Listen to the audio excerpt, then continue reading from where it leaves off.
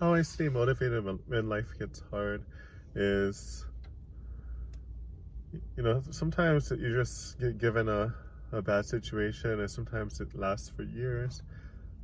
I experienced this personally when I got into a lot of debt, and then I had to work a full-time job, and then my roommate moved out, so I had to get a second full-time job, and I was just doing this for years. I was working for 80 hours a week, sometimes over 100 hours a week, because it, I made the best of the situation. I pushed for raises and promotions at work. I get promoted to, I started off at the very bottom, but then I got promoted to a shift manager and then an assistant manager. And my job as an assistant manager was just to do pretty much everything. I did the scheduling, the ordering, so etc. So I was able to make my schedule around my other job, which uh, was primarily in the evening, and I I, I made my I had this restaurant manager job. It was an assistant manager.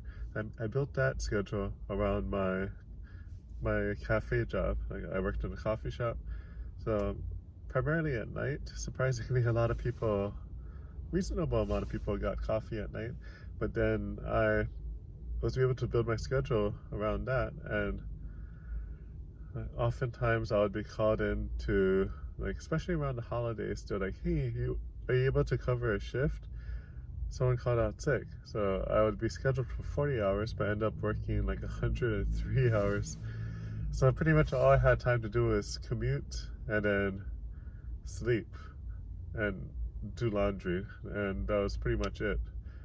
And yeah, I made it work. I ate at work because I worked at a restaurant and a coffee shop. So, and I stayed caffeinated when needed because the coffee shop had free coffee. And yeah, that was a tough period. It took years to get out of that hole. Don't ever recommend getting yourself into debt. But then, yeah, when things get hard, when I was in my teens, I didn't know what I wanted to do after high school, so I decided to join the military, and I into boot camp at 18 years old, and I I was just having the hardest time. I was I kept pushing through, but like, my body was sore. They won't let you get enough sleep, and they constantly basically punish you if you like fall asleep during the day. So I had to do extra exercises, and that was back then. It was 8 weeks, so 8 weeks of pretty much hell until almost the very end. Like maybe week five or maybe week six, that one of the drill sergeants pulled me aside and said, "Hey, I know you got this." Like, so that was pretty tough, and I just thought that drill sergeant hated me the whole time, but that was so awesome that he actually told me that. And I yeah, we started with 60 people in my platoon, and but the amount of people that graduated was only 36 of us, which was kind of something. That's like 60% that actually made it through boot camp. After boot camp, there was military school, and yeah, I started all this as a very skinny, underweight kid, basically. I don't mean like teenagers are kids, but I had no muscle, like hardly. I was just super weak and super skinny, and I was basically just like skin and bones, just walking around, and yeah, just doing that. Boot camp was extremely hard.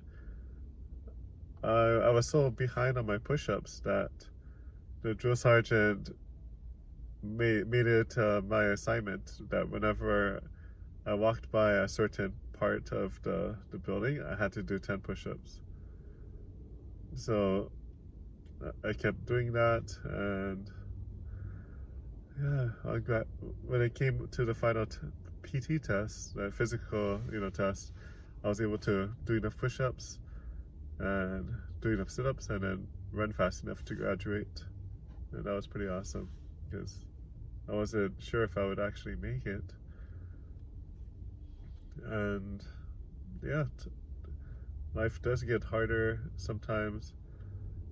I remember just trying to, like when I had my daughter, she's 4 now, and it was really hard to, like the first couple months was insane. Like me and my partner, I don't think we slept more than 2 hours a night for the first 3 months, and it got to a point where we were just like, hey, we need to do some sleep training because this is not working. Because I was going to work and I was falling asleep, and yeah, that was insane. Like our daughter would get up in the middle of the night, and I would have to, we would take turns just watching her. At first we had the crib in our bedroom, and every time we made the slightest noise, she would wake up and start crying, so one of us would have to pick her up and tend to her. But then after a couple months, we decided to move her crib into her own room.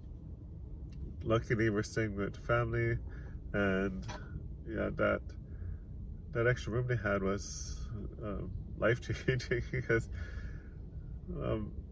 once we put her in there, she still woke up at every little sound, but over time we were able to train her to not need us so much. We realized that with sleep training, it's okay if she makes a sound for a few minutes, and that's not going to hurt her if we're not there instantly every single time she makes a small sound. And with that, we finally were able to catch up on our sleep, but that was a really trying couple months. And yeah, when my mom passed away, that was tough because for years, I'd say at least 5 years, I had to make sure she was okay. She had trouble getting around. She had trouble finding her own place to live. She had even trouble, I had to do her grocery shopping.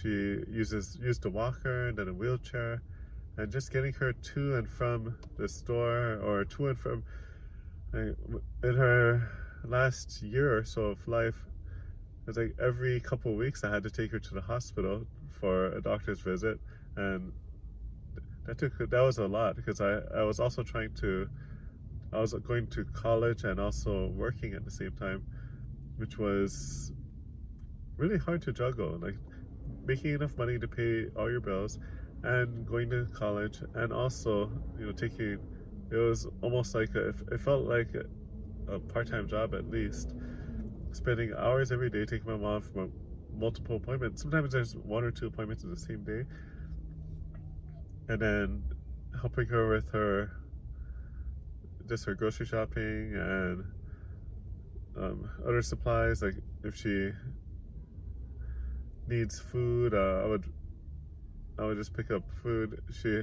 had trouble making her own food, so sometimes I would maybe once a week take her out to eat something at a restaurant, which helped a little bit. With just all that time just spent, it was years of spending hours every week just to take care of her.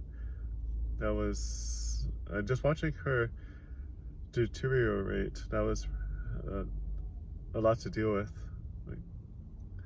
Like she would also not smell very good because she would have trouble bathing herself, and all of that combined into making it a really tough package, but I was able to work through that. My mom eventually passed away, and I like to think that she was taken care of as the best as I could help.